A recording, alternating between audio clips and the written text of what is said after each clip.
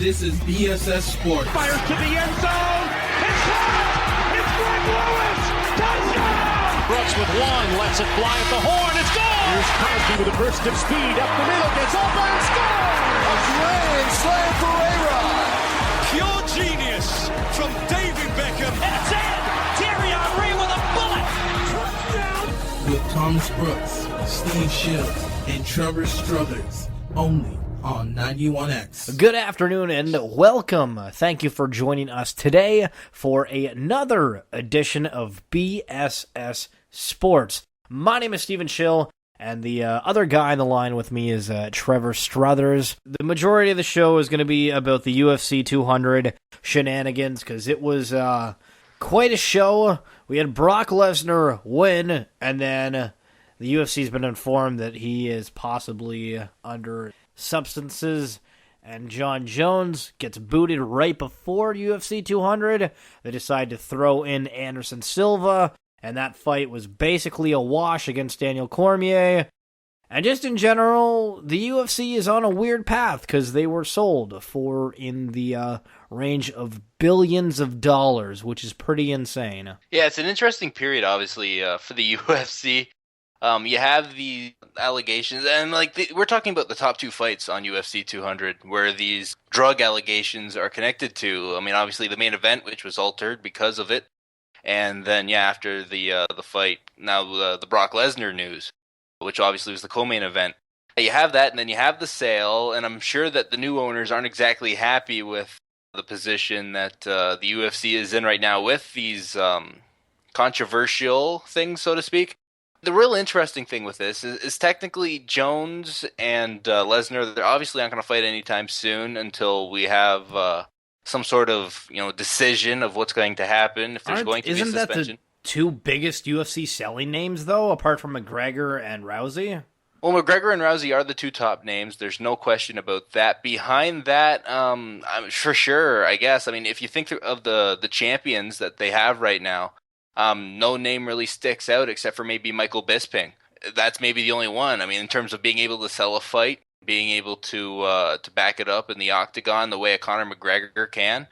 John Jones obviously has been a selling point for UFC. And Brock Lesnar, obviously, the intrigue with Brock.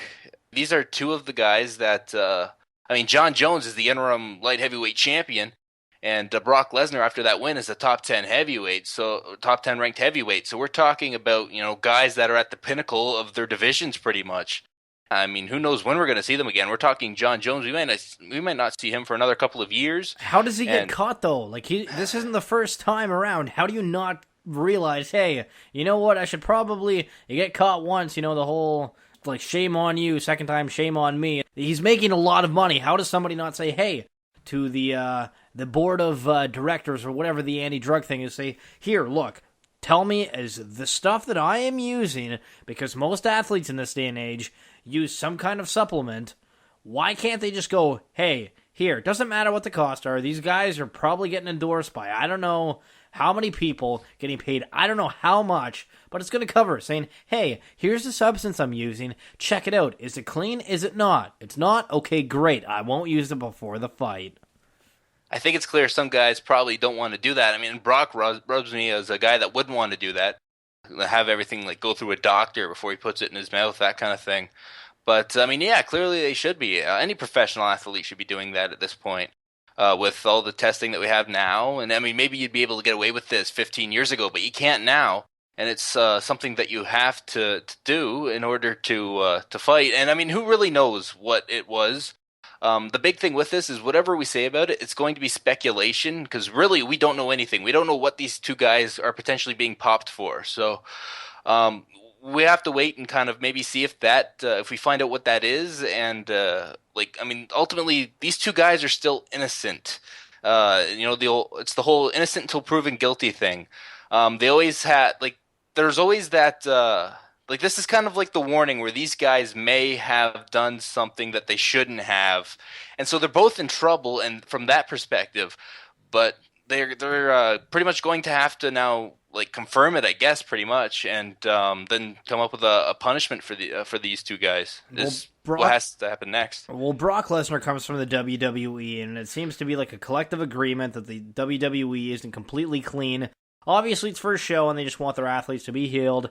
Whatever. That's totally fine. The interesting thing with this too is WWE has a wellness policy, and I mean, obviously, there's some debate as to how legit this wellness policy is. I will say that just about a month ago, they did suspend one of their top guys that's going to be main eventing a show just upcoming now. Like, he's eligible to come back for that show, but he's missing every show before that show because of this 1 month suspension, and he's in the main event of the show. So I mean, this is the biggest guy that they've. And I'm referring to Roman Reigns, not Brock Lesnar. This is the biggest guy that they've had to suspend the WWE when it comes to their wellness policy, and they actually did it. So I'm thinking, especially in this day and age, they're more legit. They're more legit with their wellness policy than I think people are letting on. With that being said, you think maybe they I don't know when is the last time they would have tested Brock Lesnar. Maybe something should have came up then. I don't know. The interesting thing is obviously when he took these, and he was given a bit of a pass, I guess you could say, from the UFC, as he didn't have to do a full 6 months worth of testing, because I don't know when they actually worked out that he'd be fighting at UFC 200. But it was announced about a month or so before the actual UFC 200. And so he didn't have that time period going into the fight. And so, I mean, obviously he was tested. He was tested multiple times, and one came back as something may have happened. One came back not clean. There were other tests that came back clean, and clearly, I mean, the system that you, or the thing that you ingest, or whatever it is that he was popped for, it doesn't stay in your body. So it's all about timing with this stuff. If they time it close enough to when he ingested it, or like when he got it in his system, then he's going to be popped for it. But if there's enough time for it to disappear or go somewhere, then he won't be popped for it. So it's all about timing with these things, and apparently one caught him. Now, with the whole, being caught with having these substances in them, there's two sides of the argument for the UFC. One, that it's really bad, all these people are getting caught, everybody's a cheater, and two, that the UFC is actually doing something about it and making sure people don't cheat.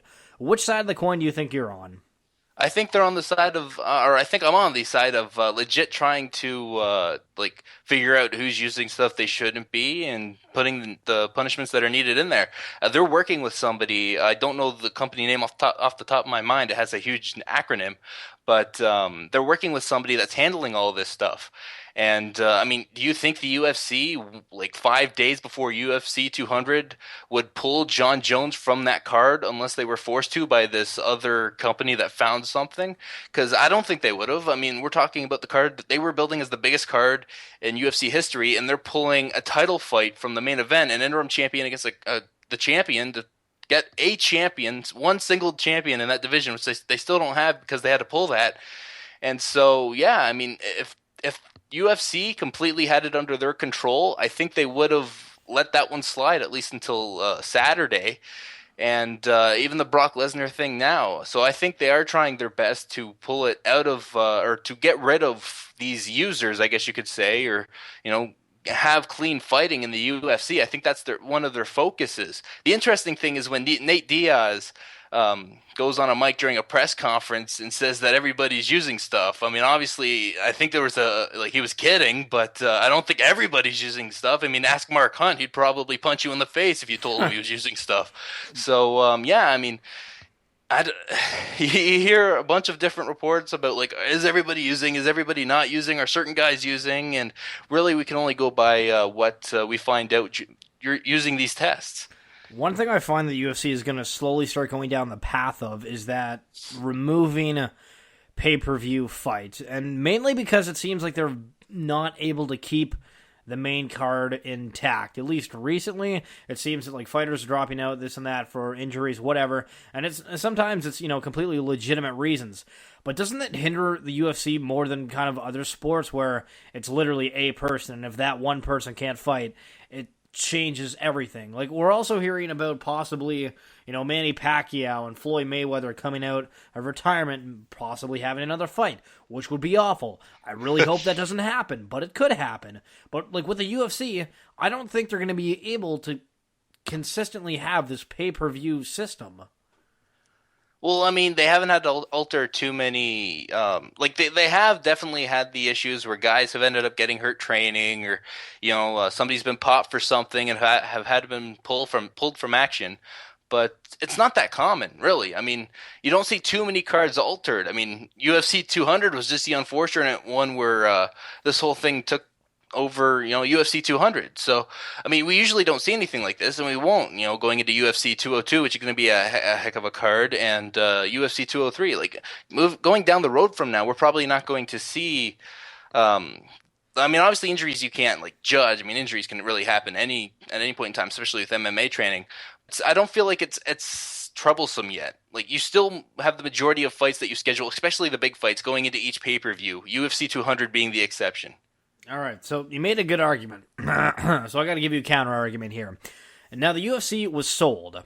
And what do you think the direction this new company is going to take it? Do you think they're going to make more pay-per-views, less pay-per-views? Do you think we're going to hear about the UFC more, just as much? What do you think this new company is going to do? Because they're keeping on Dana White, and I mean, there's talks about Joe Rogan leaving, who I personally think is a great commentator and a great personality. Yep. But if he leaves, then you have Dana White, and you have people with a lot of money running things. Yeah, well, the big interesting thing with the sale was Dana White going to stay on. I think he said at one point he wouldn't, but he's staying on as president, and I can't remember if it was Joe Rogan that said if the UFC was sold, he would want out, or if Dana White left, he would want out. We'll have to wait and see how Joe Rogan plays out, but as for the events thing with the UFC under new control, I can't remember when they made this announcement. It might have been at the last show, which would have been last Wednesday. But they're doing a show each Saturday in September now. There's a fight night, and I think maybe one UFC pay-per-view in September. So that partially answers the question, I'm sure. But, I mean, I don't know. It'll all depend on how the events do from right now and into the future to determine if they feel like they should add more or have less. I mean, ultimately it depends on how many fighters you have, because fighters are going to need their cooling off periods in between fights, right? I mean, they're not just going to be able to fight, twice in a month or something crazy like that. So they're going to need their cooling off period. And I mean, UFC has a bunch of fighters, so it'll depend. I mean, I'll have to wait to see how that plays out. So, we got one more thing to talk about, and you're listening to BSS Sports on 91X, and that is the Tenors. Trevor, have you ever heard of the Tenors?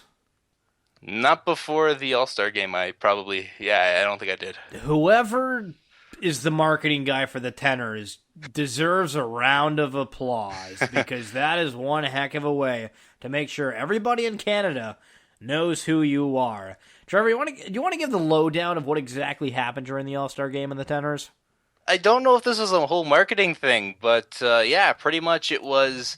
So you have the Tenors doing the Canadian national anthem, all right, at the All-Star Game, no big deal. Fox does their typical commercial during the Canadian anthem, so they can come back for the big American anthem. But so if you were watching on Sportsnet, you would have saw the Tenors doing the Canadian national anthem, sounding fine. They sounded fantastic, I will say that. But at one point, and I can't remember the guy's name, but at one point, one of them goes rogue, was the way they put it in a statement, and sang a line that wasn't in the anthem, and I can't remember the entire line, and I'm definitely not going to sing it. But so he said a line that wasn't in the anthem and held up a sign. He said something regarding the lines of "All Lives Matter." Yeah, "All Lives Matter," which has been some people would say it's been a counter group or a counter saying to the Black Lives Matter campaign, which I don't think he meant it. I don't think he meant it in that way, but he definitely meant to make some sort of political statement during the anthem. And I'm all right with that if you just hold up the sign. Don't change the words in the anthem. I originally thought, and I think everybody did, that the Tenors as a group was behind this, but they released a statement saying that it was the one guy going rogue. And you could say that it was maybe them just, trying to push the blame to him specifically. But if you do watch it back in slow motion, and I was able to find that video on Twitter later that day, the one guy standing right next to the guy that went rogue, so to speak, if you look at the guy standing next to him, his face, when the guy starts to sing those words that aren't in "O Canada," He seems genuinely surprised that this guy is doing this, and if that's the case, give credit to the rest of the Tenors that they didn't stop and they kept going, and I can only imagine what would have happened as soon as they got off the field.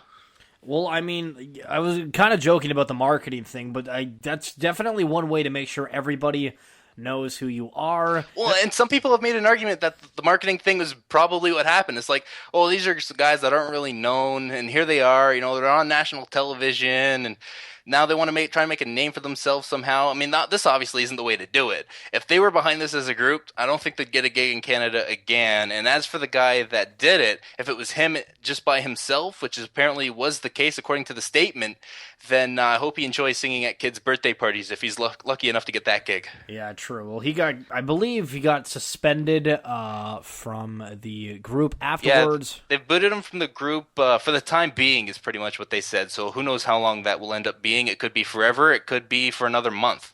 And just like that guy got booted from the arena, we're getting booted from the airways. And that's it for this episode of BSS Sports. For myself, Steven Schill, and Trevor Struthers, we will catch you next time. Make sure to follow us on Twitter and like us on Facebook. See you next Monday.